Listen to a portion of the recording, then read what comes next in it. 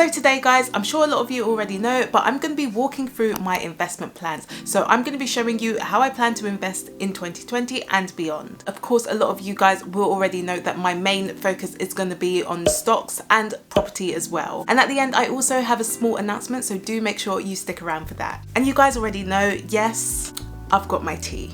Hello, welcome and welcome back to my channel. My name is Veronia, and if you don't know who I am, I talk about all things to do with money, your career, and having a positive mindset for success. So if that does sound great to you, then be sure to subscribe to my channel and hit the bell notification below so you don't miss out on any new videos. So before I talk about my investment plan in a bit more detail, I did want to have a quick recap and talk through what I've actually been doing up to this point. So a lot of you guys will know that before I even started investing, I did do a lot of goal setting. I also had to pay off high interest debt, so my car loan and my overdraft, and I also built an emergency fund as well. Again, if you want to understand my step-by-step process, I did do a video last week talking about personal finance basics, so do make sure you check that out. So you guys will also know that I do plan to become financially independent within the next 10 years. And basically to achieve that, it does mean I need to start investing. Now, I would say I've kind of been on this personal finance journey for coming up to 2 years now, and I've really spent that time educating myself and just trying to learn as much as possible. Now, when it comes to investing, I would still count myself as a beginner,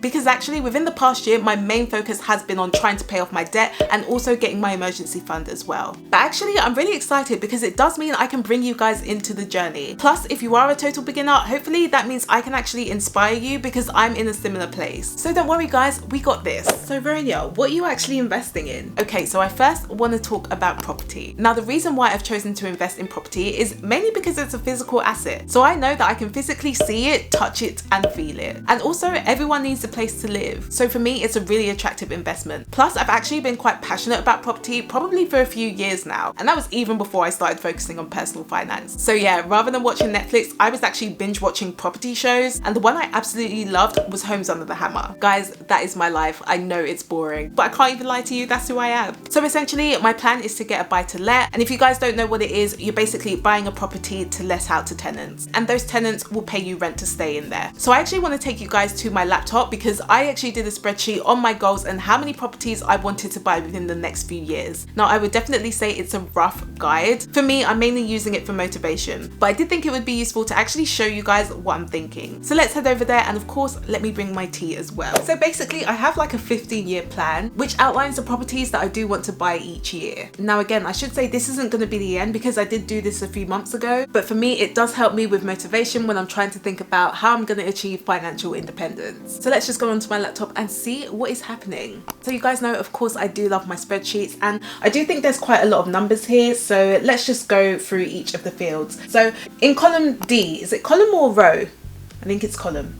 We have basically got the year. So right now we are in 2020, but basically I've done it year by year until 2035. So within the next 15 years. And then the property is just a type of property. So at the moment it's kind of split between BTL, which is buy to let, and also residential. And residential basically means our own home. So we are also planning to buy our home. Actually, I don't think I've spoken about this yet, but I did do a video, I think it was a couple of weeks ago, on whether you should basically buy or rent your home, and just things that you need to take into consideration to decide. So most of you guys will know that yes, I do co-own this house with my mum, but my name is just on the mortgage, that's just about it. But also I was renting before. Now, a number of you will know that I am getting married next year, so yes, we will be moving out, so I won't be living here anymore. But rather than buying our own home, we are actually choosing to rent for now. And to be honest, the real reason is just because of flexibility. We're not really sure where we're going to be based within the next couple of years. So for us, it does make sense to rent. However, we do still want to own something in some way, and that's why we're also going to be getting a buy to let by the end of next year. Actually, let's just go through the fields first before I just start rambling on. So basically you've got the type of property, then you've got the quantity, so just how many properties within that year, and then you've got the deposit and fees,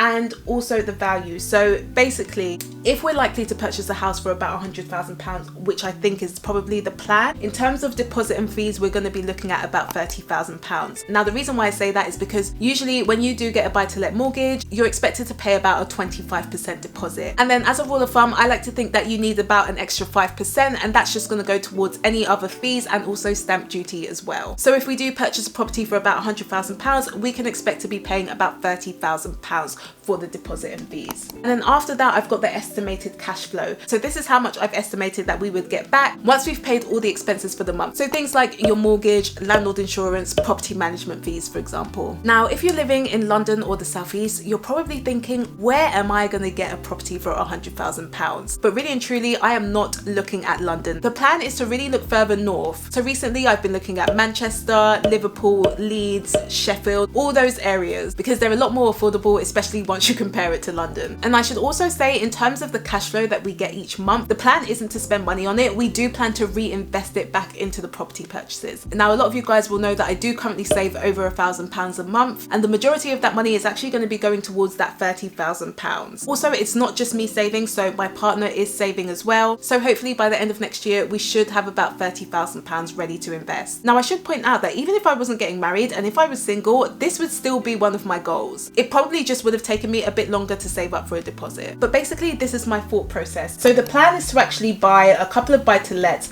by 2023. So if we look here, by 2023, we hopefully should have 3 buy-to-let properties. Now, when you look at the value, there does seem to be a change in price. It's just mainly because if property prices do go up with inflation, I've kind of estimated about £10,000 more each year. But then by 2024, I think that's probably when we might want to buy our own house. So at the moment, we think it's going to be around £250,000. Again, that could change, especially if property prices do go up, but that's the plan for now. Also, in case you were wondering what these numbers are around here, that is actually my age. So basically, this is kind of where I want to be by the time I'm 25. This is the plan, hopefully, by the time I'm 30. This is the plan by the time I'm 35. So yes, for any of you asking, I am 25 years old. Then after we've bought our residential, I think the plan will be to maybe get a buy-to-let in the southeast of England. So that's why it's just slightly more expensive. So we're thinking about £200,000. Again, that's probably not going to be in London, maybe the Kent area. I'm not too sure yet. I haven't really gone into that much detail. But hopefully the plan is by the end of 2027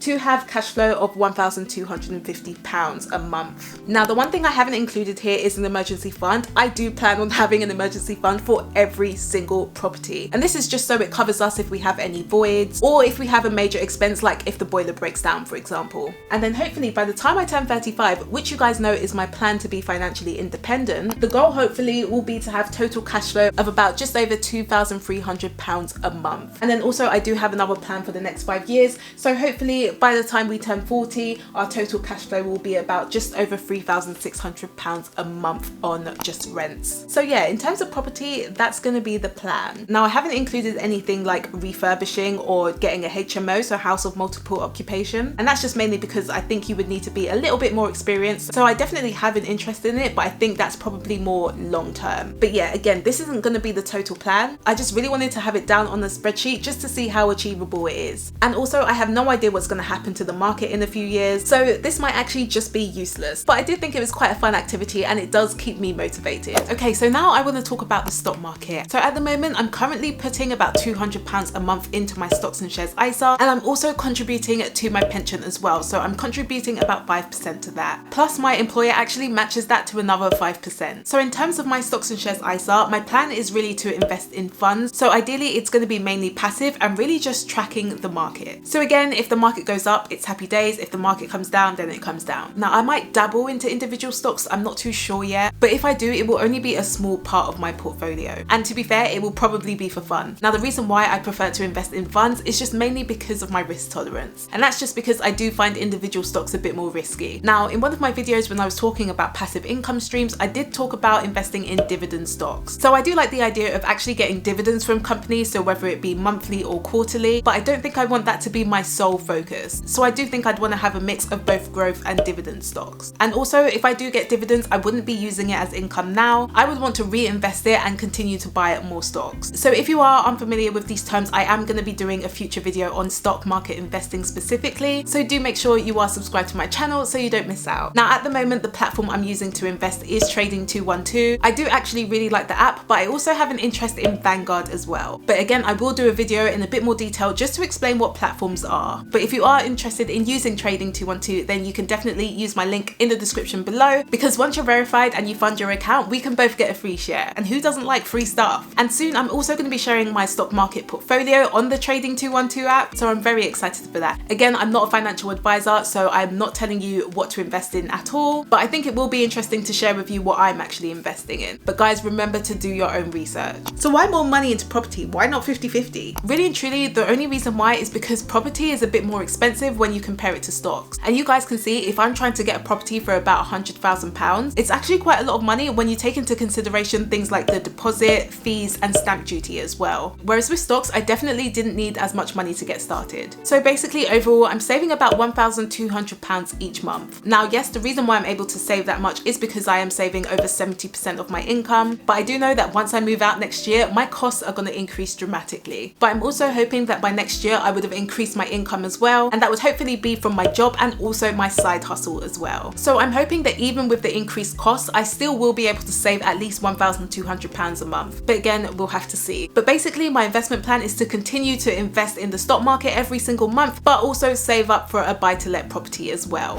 Great, Veronia, but what's this announcement? So yes, guys, I've actually decided that I'm going to be slightly tweaking my upload schedule. So I have made the decision that I'm going to be posting twice a week from November. Yes, you did hear right, not once, but twice a week. Now, I have been thinking about doing that for some time, but truthfully, guys, it takes me ages just to edit a video. And that's probably because I'm not a professional. Having said that, I'm still determined to make it work, and I will be posting twice a week. So I think for now on Fridays, it's going to be my sort of normal personal finance and career videos. But then on the second day, which is actually going to be a Tuesday, I'm going to be really talking about my own journey. And I mainly decided that because I think you guys are quite invested in what I'm doing, which has been amazing to see considering I'm still very much a small YouTuber. But basically with the Tuesday uploads, my plan is to really update you guys on my own progress. So I'm going to be sharing things like my budget, my stock market portfolio, updating you guys on my net worth, my credit score, just a whole load of stuff. So I feel like I'm kind of nervous but also excited at the same time. But I'm really hoping you guys can just use it as inspiration. But also when I'm doing these personal finance videos, so for example when I'm talking about budgeting, I would want you to see how it can practically work. So I thought the best thing to do is just use myself as an example. Again, this will only be for entertainment purposes only, and to hopefully just give you motivation to focus on your own finances. I do feel like editing will kill me though, but we'll see how that goes. But if you did like this video, then please do give me a thumbs up, as it really does help to support the channel. And also guys, what do you think about my investment plan? Do you think it's just total rubbish, or do you think this will actually help me to become financially free? I am now going to be posting every Tuesday and Friday, so if you would like to know more, then please do subscribe to my channel, and I will see you next Tuesday.